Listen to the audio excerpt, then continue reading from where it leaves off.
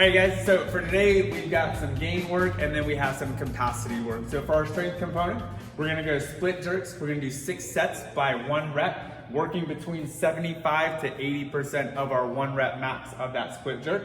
You'll rest 1 minute to roughly about 90 seconds between your sets, okay? Really try and focus on staying between those percentage ranges. We will increase the percentage over the next few weeks. So focus on form and mechanics while we can, while that weight's light. Also about minimum rest between those sets.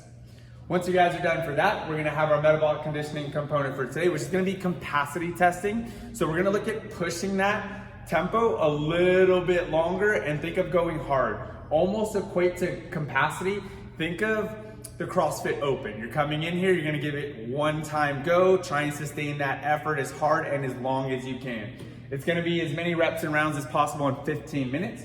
You're gonna do 2 deadlifts, 185, 125, 2 handstand push-ups, 2 box jumps, 25-foot handstand walk, and then you're gonna go 4 deadlifts, 4 handstand push-ups, 4 box jumps, 25-foot handstand walk. You'll add 2 reps as you go on for each of those sets until the entire 15 minutes is accumulated. Have fun, get at it, you guys. For our split jerk today, you guys, this is another shoulder to overhead movement for you. Again, we'll be starting with our feet underneath our hips. Your PVC or barbell will start in your front rack position. Elbows are slightly in front of the barbell and pressing out. We have a nice active torso and midline. Josh is going to actively pull his glutes to his heels, drive up from the ground and punch, landing in his split position. In this position, we want to make sure that we have a nice strong base. To ensure that we do that, we have a wider, almost squat stance position. Your front foot, your shin is nice and vertical, and your back foot, your knee is underneath your hip, landing on the top part of your toe for stability. He's going to collect himself by pressing his front foot back and his back foot forward, and then the barbell will come down. One more time. Very good, thank you. All right guys, for today we have the deadlift as one of our movements. Again, prime movers when we're moving through the deadlift are gonna be the glutes, the hamstring, as well as the entire posterior side of the body, okay? So as we get set up, I'm gonna have Lily place her feet right underneath her hips in her jump stance. She's gonna get her shins in contact with the bar. This will ensure that we've got vertical shins from the start position. Standing nice and tall, she's gonna collect and organize her structure first. She's gonna squeeze her butt, create tension, then she's gonna squeeze her belly, maintain that tension throughout. From here, now that she's organized, the shoulders are backing down, she's gonna initiate reaching for the bar. She's gonna unlock the knees. She's gonna send the hips back as far as she can to find tension in the hamstring and glutes.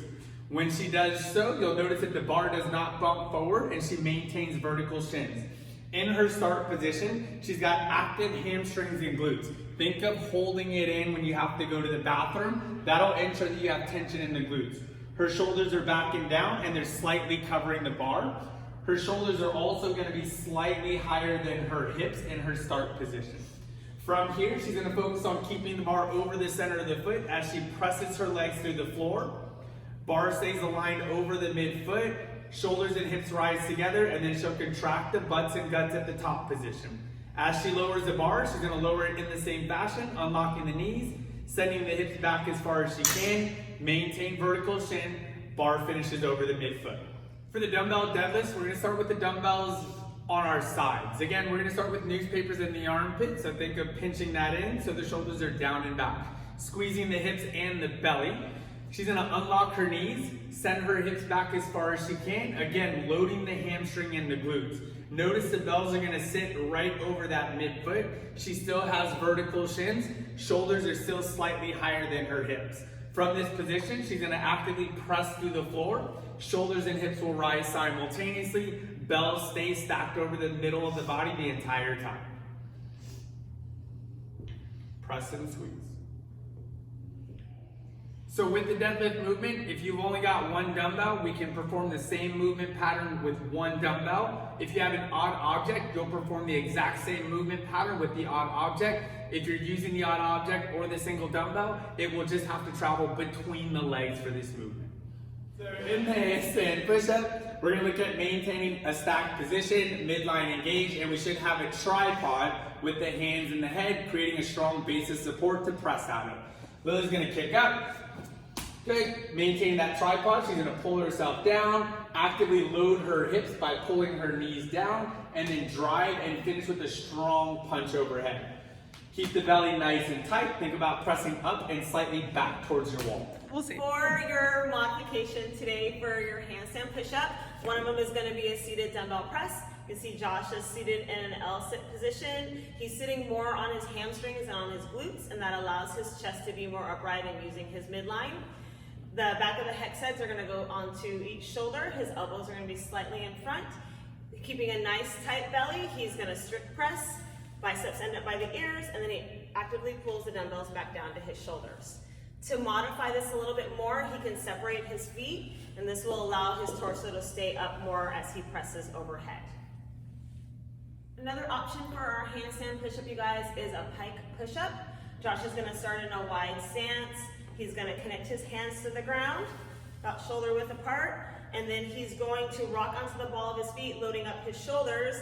You can see now he's created a little tripod between his head and his hands, and then he's going to lower down, tapping the top of his head, contact to the ground, and then when he presses through, he's going to press his head through his arms, so his ears end up by his biceps for each rep. For your box jumps, guys, we want to make sure that we are fairly close to the box. Our feet are going to be underneath our hips, just for a nice strong base. Josh is going to send his hips back.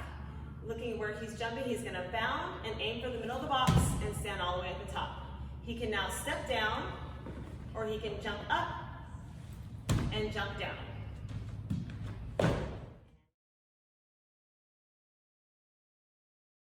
All right, so here we're going to talk about handstand marches utilizing the wall. Lily's going to start nose and toes towards the wall. She's going to walk herself up to the wall as far as she feels comfortable. If we can, we're going to get joint stacked on joint, feet and legs together, belly tight, head neutral.